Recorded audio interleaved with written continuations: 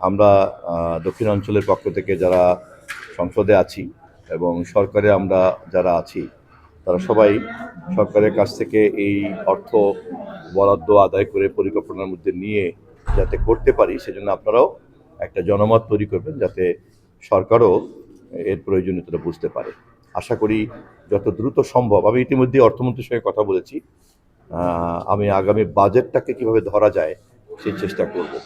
আমিও আমাদের সিনিয়র মন্ত্রী মেজর হাফিজউদ্দিন সাহেব, অন্যান্য মন্ত্রী আমাদের নুরুল হক নূর এবং সুমন সহ আমরা একটু বসছি, বৈঠক করছি।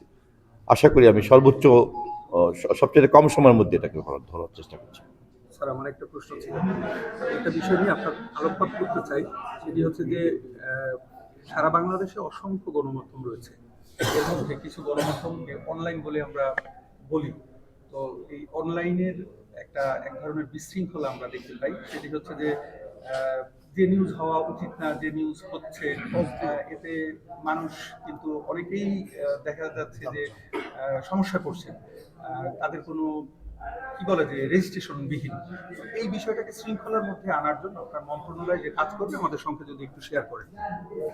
সামগ্রিকভাবেই গণমাধ্যমের ব্যবস্থাপনাটাকে আমরা একটা আধুনিক ব্যবস্থাপনার মধ্যে আনতে চাচ্ছি এবং সে কারণেই শুধুমাত্র বিশেষ কোনো অনলাইন বা ইলেকট্রনিক অথবা প্রিন্ট এভাবে ভাগ না করে আমরা একটু পিছিয়ে আছি এই আধুনিক যে প্রযুক্তি নির্ভর বিশ্ব ব্যবস্থা এবং এই ইকোসিস্টেমের মধ্যে আমরা আমাদের নতুন গণমাধ্যমের মধ্যে যুক্ত হতে পারিনি এখনো। আমাদের তথ্য মন্ত্রণালয় যখন গড়ে উঠেছে সেটা যে আমলে, তখন এই ধরনের তথ্য প্রযুক্তি ভিত্তিক গণমাধ্যম ছিল না। আবার এখন যে ধরনের তথ্য প্রযুক্তি ভিত্তিক এবং নতুন কমিউনিকেশন টেকনোলজি ভিত্তিক গণমাধ্যমের যে প্রসার তৈরি হয়েছে, এটার সঙ্গে যেভাবে খাপ খাওয়ানো দরকার তাও এতদিনে হয়ে ওঠে নাই। তো আমি কেবল দায়িত্ব নিয়েছি, আমি মন্ত্রণালয় তারপরে সরকারের নীতি নির্ধারক সবার সঙ্গে আলাপ আলোচনা করে ধীরে ধীরে আমরা জনগণের কাছে তথ্যের একটা অবাধ সরবরাহ নিশ্চিত করা এবং সাংবাদিকদের সঙ্গে বা সংশ্লিষ্ট সকল অংশীদারদের মতামতের ভিত্তিতেই আমরা একটা জবাবদিহিতার পরিধি প্রথমে নির্ধারণ করব। তারপর সেই পরিধির সীমানার মধ্যে আমরা সর্বোচ্চ স্বাধীনতাকে নিশ্চিত করব।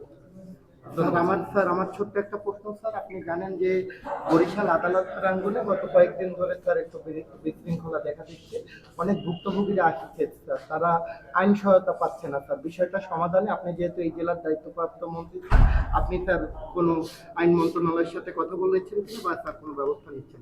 আমি জেলা প্রশাসকের সঙ্গে আমি বিষয়টি নিয়ে একটু পরেই কথা বলতে বসবো এবং সামগ্রিক পরিস্থিতি সম্পর্কে আমি বিস্তারিত ধারণা পাওয়ার পরে আইনমন্ত্রী সহ সংশ্লিষ্ট সরকারের সকল ব্যক্তিবর্গের সঙ্গে বিষয়টি নিয়ে পরামর্শ করব।